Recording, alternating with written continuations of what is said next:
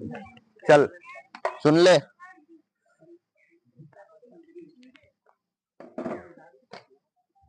देखो कहां तक बता दिए थे, 5 नंबर तक। आज होगा कितना नंबर, 6। चलो देखो ध्यान से, सबको अपना अपना किताब देखना। सवाल देखो यहाँ पे। अच्छा एक बात बताओ, जो भी वीडियो देखा समझ में आया था? हाँ चलो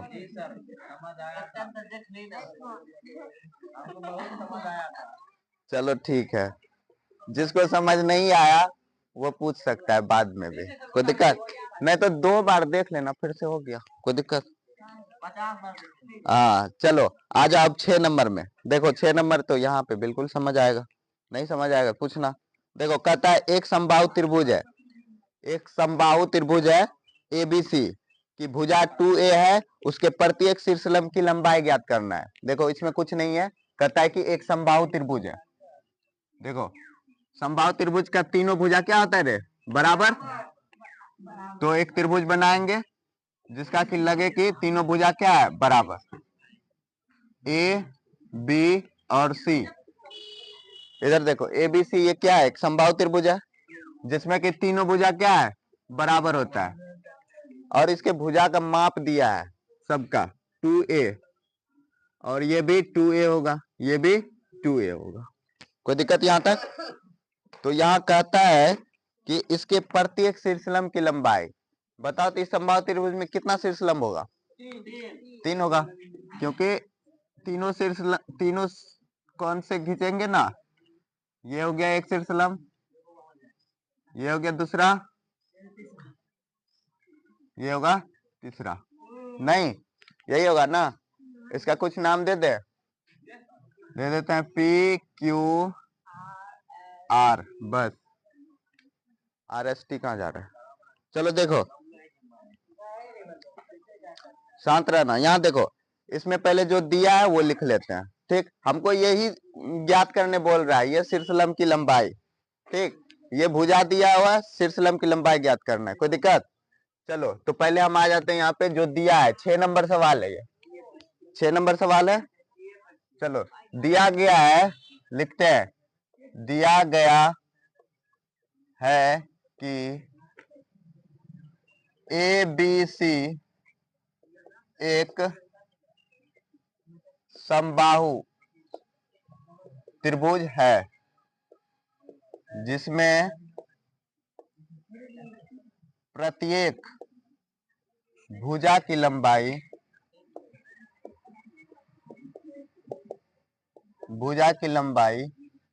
2a है। तो प्रत्येक शीर्षलंब की लंबाई क्या करना है, ज्ञात करना है, ज्ञात करना है कि नहीं, बस लिख ही दिए। प्रत्येक शीर्षलंब की लंबाई क्या करना है, ज्ञात करना है। इसमें हल करेंगे ना, साबित थोड़ी करा करने। चलो इधर आ जाओ,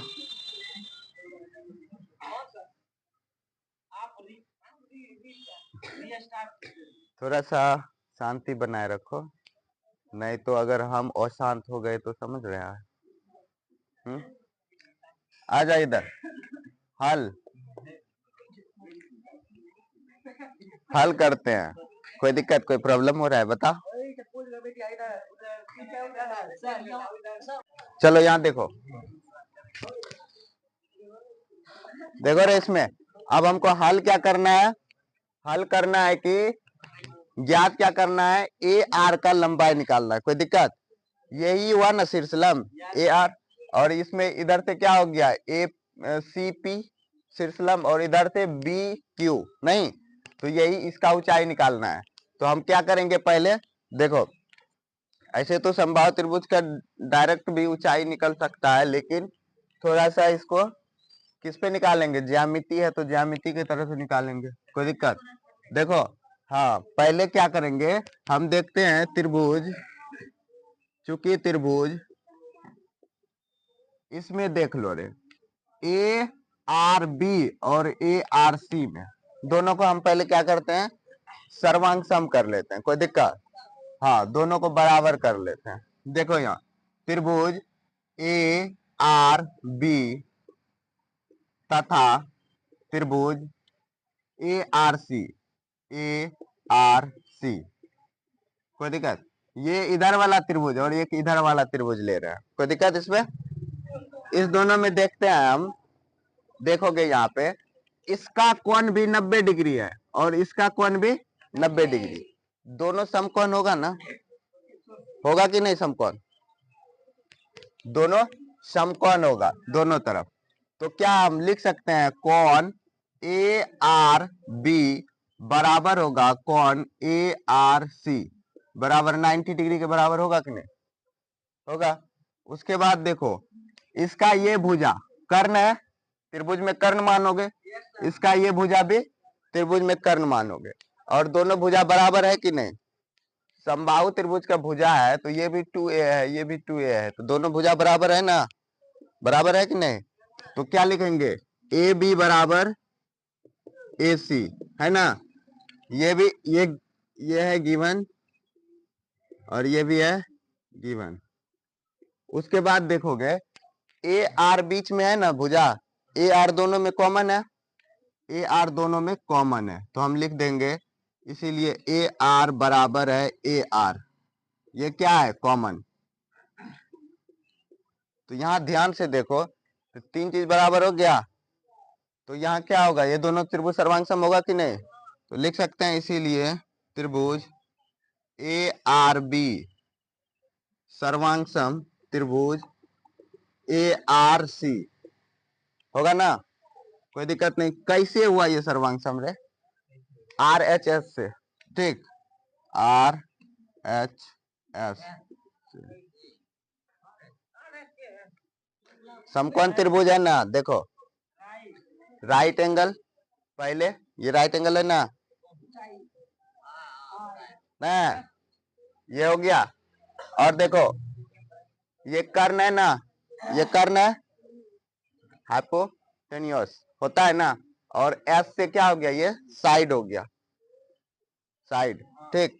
तो ये सब तुम 9 क्लास में नहीं पढ़ा है कि ऐसे रिएक्ट करते हैं, ये सब 9 क्लास में है। देखो इससे क्या हो गया, अच्छा देख ले, ये दोनों सर्वांगसम हो गया, सर्वांगसम होने का मतलब है अब इस दोनों का सब भुजा भी बराबर होगा। इसमें बच क्या गया, ये भुजा बी आर और इधर आर सी, ये दोनों भुजा बराबर होगा कि नहीं सर्वांगसम है? तो लिख सकते हैं इसीलिए संगत भुजा क्या होगा, समान होगा, समान होगा। ये समरूप थोड़े है रे, ये क्या है, सर्वांगसम है। तो क्या लिख सकते हैं, बी आर बराबर सी आर होगा कि नहीं? बी आर बराबर C R, C R B R, ये दोनों क्या होगा, बराबर।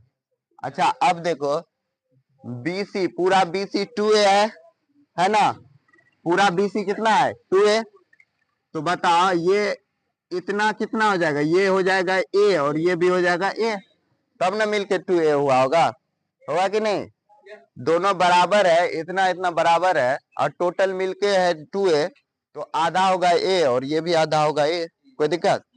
तो हम क्या लिख सकते हैं, इसीलिए इस दोनों के बराबर क्या हो जाएगा रे, 2a बटा 2 नहीं निकल जाएगा, इसको कटा देंगे तो यहाँ क्या आ जाएगा, a नहीं निकल जाएगा, तो वही निकाले हैं a और a, यहाँ तक कोई दिक्कत नहीं होना चाहिए। अब देखो,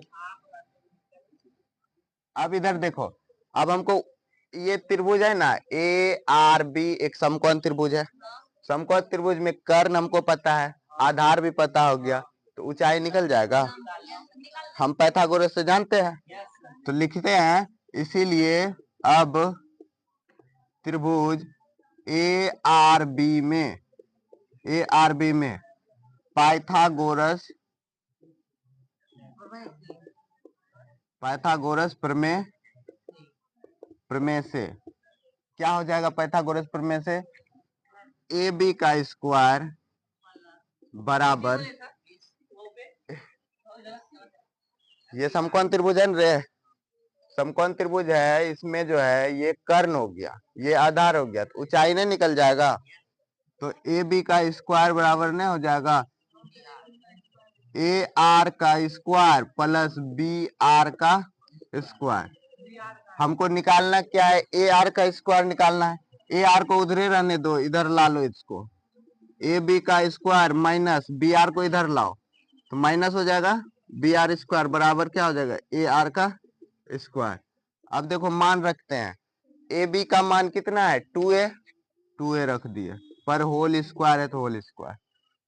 बी आर का मान देखो कितना है, बी आर का मान ये ए है तो ए का स्क्वायर यहाँ रख दिया, बराबर इधर क्या है ए आर का स्क्वायर। अब यहाँ सॉल्व करेंगे तो 2 दूनी 4a स्क्वायर, इधर है ए स्क्वायर बराबर क्या आ जाएगा ए आर पर स्क्वायर। अच्छा देखो 4a स्क्वायर में एक ए स्क्वायर घट जाएगा तो कितना बचेगा 3a स्क्वायर, तो यहाँ लिखेंगे 3a स्क्वायर बराबर क्या आ गया ए आर का स्क्वायर। अब यहाँ से क्या पता चलेगा 3a स्क्वायर, इधर से स्क्वायर हटाएंगे तो इधर रूट आएगा, यहाँ क्या हो गया ए आर। अब ये बता रूट तीन तो रहेगा क्योंकि इस पे स्क्वायर नहीं है, तो ये √3 तो रहेगा, लेकिन ए का स्क्वायर है तो ए और स्क्वायर कट जाएगा, सिर्फ ए बचेगा नहीं।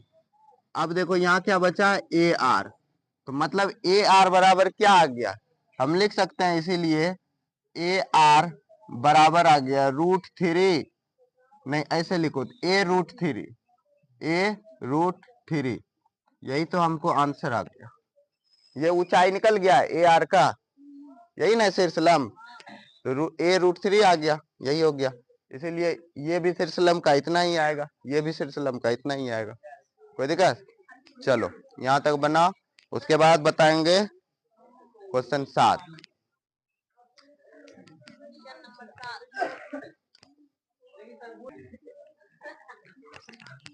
चलो शांत हो जा। अब देखो अरे लिख लिया सब कोई, 7 नंबर, 6 नंबर हो गया, 7 नंबर आ जाओ। 7 नंबर देखो, 7 नंबर सवाल, 7 नंबर सब कोई ध्यान दोगे। देखो 7 नंबर में कहता है सिद्ध कीजिए कि एक समचतुर्भुज की भुजा के वर्गों का योग उसके विकर्ण के वर्गों के योग के बराबर होता है। कोई दिक्कत? देखो रे समचतुर्भुज के बारे में बात कर रहा है, समचतुर्भुज का चारों भुजा बराबर होता है ना, समचतुर्भुज के चारों भुजा बराबर होता है। कहता है साबित करना है कि एक समचतुर्भुज के भुजा के वर्गों का योग उसके विकर्णों के वर्गों के योग के बराबर होता है। तो देखो समचतुर्भुज में पहले बना लेते हैं,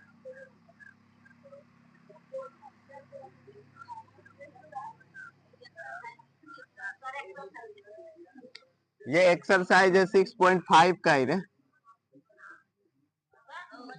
7 नंबर। इधर देखो ये समचतुर्भुज हम मान लिए कि एबीसीडी एक क्या है समचतुर्भुज है, एबीसीडी क्या रे एक समचतुर्भुज। कौन गप कर रहे रे, गप मत कर, यहाँ ध्यान दे ठीक। समचतुर्भुज ठीक, समचतुर्भुज में क्या होता है चारों भुजा क्या होता है बराबर। कोई दिक्कत? चारों भुजा बराबर होता है। चलो उसके बाद देखो इसमें कहता है साबित करना है कि इसके विकर्ण के वर्गों का योग। देखो ये इसका विकर्ण ये है और ये इसका दूसरा विकर्ण है। कोई दिक्कत? ये इसका पहला विकर्ण रे, इधर सुने रे बात क्या हो रहा है, जब 4 बार हम बोल दिए कि नहीं कर रहे, नहीं कर, हमसे बात नहीं हो रहा है,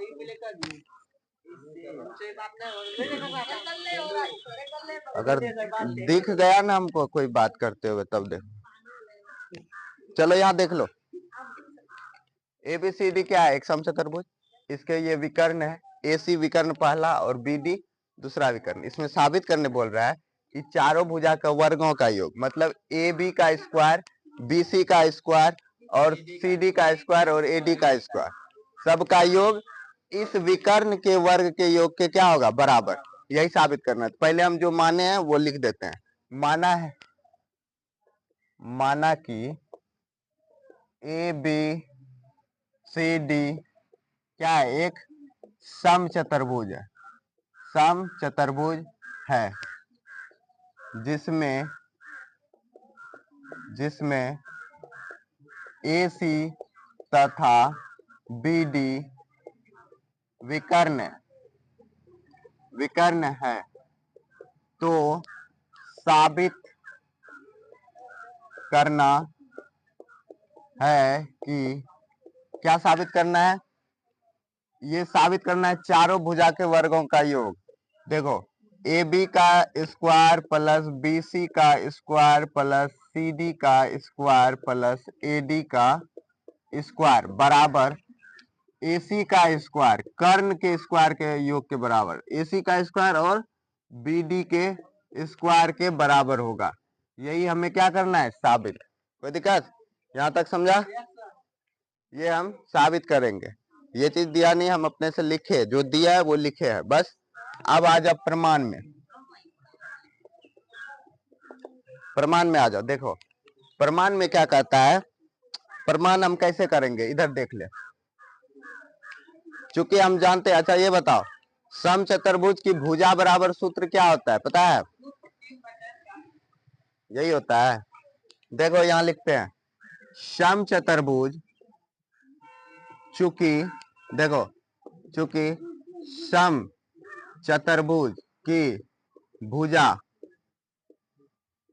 बराबर क्या होता है? समचतुर्भुज की भुजा बराबर होता है 1/2 इंटू पहला विकर्ण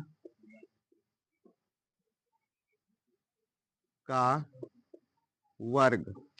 देखो पहला विकर्ण का वर्ग होता है प्लस दूसरा विकर्ण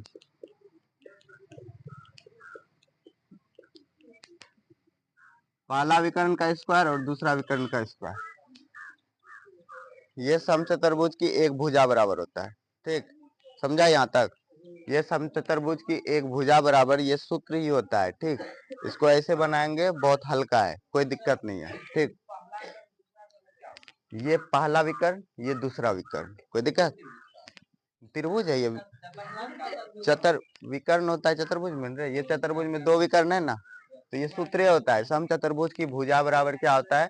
हाफ इंटू पहला विकर्ण का स्क्वायर प्लस दूसरा विकर्ण का स्क्वायर। ये सूत्र ही होता है। ठीक, कोई दिक्कत समचतुर्भुज में? तो ये इतना समझ गया, ये सूत्र होता है। तो एक चीज बताओ, अगर हम यहाँ से निकाल लें तो हम, अगर हम ये वाला निकाल लेते हैं, देखो ए बी इसका भुजा है ना, तो ए बी बराबर क्या हो जाएगा? 1/2 इंटू, अच्छा पहला विकर्ण क्या है? ए सी का स्क्वायर हो जाएगा प्लस क्या हो जाएगा? दूसरा विकर्ण बी डी का स्क्वायर। कोई दिक्कत? यही ना किए, यही ना किए, और कुछ किए नहीं ना? अच्छा एक चीज बता, इधर से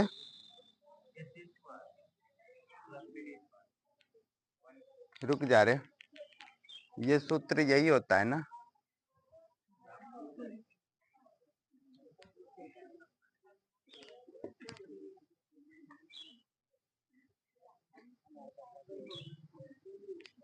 रुक जाए, यहाँ पे एक और चीज होता है रे,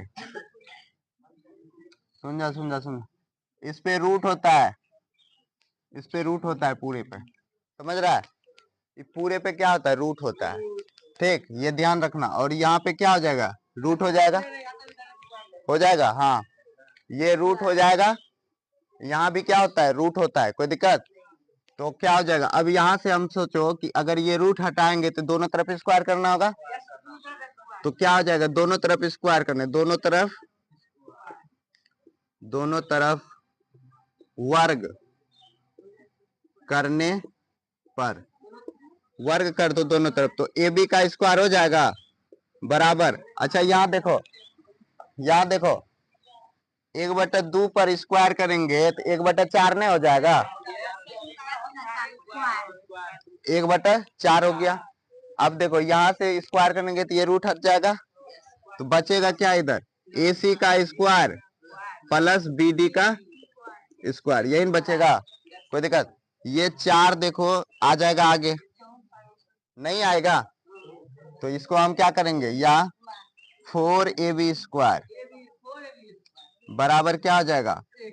ए C square plus B D square. कोई दिक्कत यहाँ तक? अच्छा एक चीज बता, 4ab² है ना रे, 4ab²। इस 4ab² को 4 बार ab² लिख सकते हैं। ab² plus ab² plus ab² plus ab² लिख सकते हैं कि नहीं? 4 बार लिख सकते हैं। एक ab², दूसरा, तीसरा, चौथा, तो चारों को जोड़ेंगे 4 ab² हो जाएगा ना, कोई दिक्कत नहीं। इधर जो बचा है उसको लिख दो ac² प्लस bd²। देखो हमें क्या साबित करना है, चारों भुजा का योग और इधर विकर्ण का योग।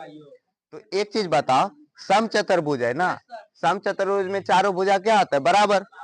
तो क्या हम लिख सकते हैं, अच्छा ए को तो ए बी रहने देते हैं, ए बी का स्क्वायर, ठीक। दूसरा देखो, ए बी के जगह पे हम बी सी नहीं लिख सकते हैं, क्योंकि ए बी बराबर बी सी सब बराबर नहीं होता है भुजारे। तो ए बी के जगह पे हम क्या लिख देंगे? बी सी का स्क्वायर। और देखो इस ए बी के बराबर में सी डी भी तो होगा, तो इसके जगह पे हम सी डी का स्क्वायर लिख देंगे। और इस ए बी के बराबर ए डी भी तो होगा, तो ए डी का स्क्वायर लिख देंगे। अब बराबर इधर क्या हो गया?